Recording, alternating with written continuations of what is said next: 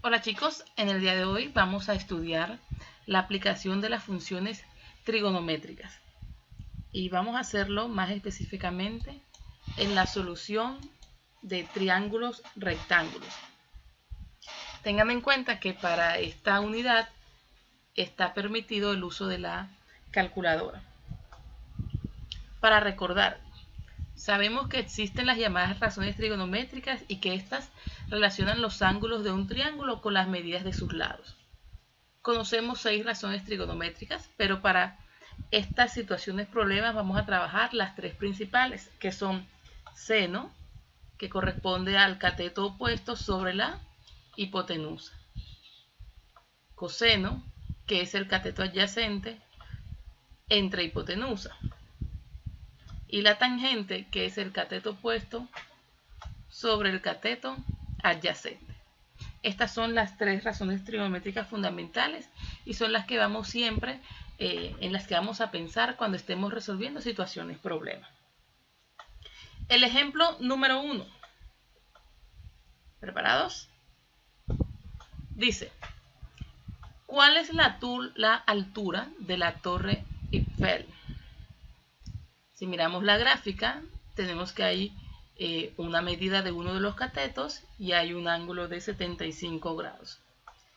Vamos a hacerlos por pasos. El paso número 1 consiste en graficar el triángulo que representa la situación problema que estamos analizando. Y ahí vemos los datos que éste tiene consignados. Cuando ya tenemos los datos consignados, debemos señalar la incógnita, por lo que nos están preguntando, en este caso la altura. Y a la altura le estamos colocando como simbología la X. El paso 2 consiste en que vamos a identificar los elementos que conocemos y el que nos preguntan. Por ejemplo, acá tenemos que nos están preguntando por un cateto, el cateto X, que en este caso es el cateto opuesto, porque está justo frente al ángulo de 75.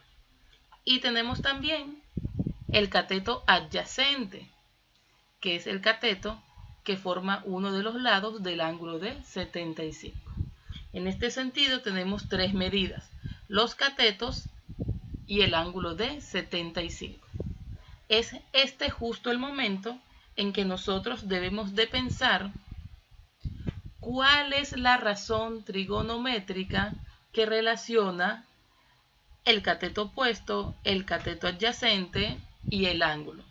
Recordemos entonces que estamos trabajando con seno, coseno y tangente. Si miramos bien nuestras razones trigonométricas, encontramos que cateto adyacente y cateto opuesto conforman lo que es tangente. Por eso vamos a trabajar con la tangente. La tangente es cateto opuesto sobre cateto adyacente. Ya teniendo claridad cuál es la función que nos corresponde, vamos entonces a reemplazar los valores que ya conocemos. Tangente es 75, el cateto opuesto es la desconocida, sobre el cateto adyacente que viene siendo 87 metros. Continuamos entonces con nuestro paso número 5, en el cual tenemos la ecuación que hemos despejado en el paso anterior. Por tanto, ahora vamos a empezar a resolver esta ecuación. Como la incógnita en este caso es el valor de X, vamos a despejar X. Por tanto, el 87 que está dividiendo pasa a multiplicar y nos queda esta expresión. El paso número 6 ya es con la ayuda de la calculadora. Como ya tenemos nuestra ecuación despejada, es esa la que vamos a pasar a la calculadora. Tomamos nuestra calculadora y escribimos 87 por tangente de 75. Tengan en cuenta que al utilizar la calculadora es importante que la medida del ángulo la coloquen dentro de paréntesis. Teniendo digitado correctamente nuestra ecuación, obtenemos como resultado que el valor de x corresponde a 324,688 metros. Por eso ya podemos enunciar la solución de nuestra situación problema. La altura de la Torre Eiffel es de 324,688 metros. Pero para tener mayor claridad en este tipo de ejercicios, vamos a hacer otro ejemplo. La idea de los ejemplos es mirar diferentes formas de despejar la incógnita según el lugar en donde se encuentra ubicado. Por eso el ejemplo número 2 dice: ¿cuál es la longitud de la escalera que necesita Laura para colocar un foco que está a 10 metros de altura sobre una pared, formando un ángulo de 20 grados? Y ahí está la gráfica correspondiente a Laura con su escalera. El paso 1 entonces, para recordar, chicos, es graficar el triángulo con los datos que conocemos.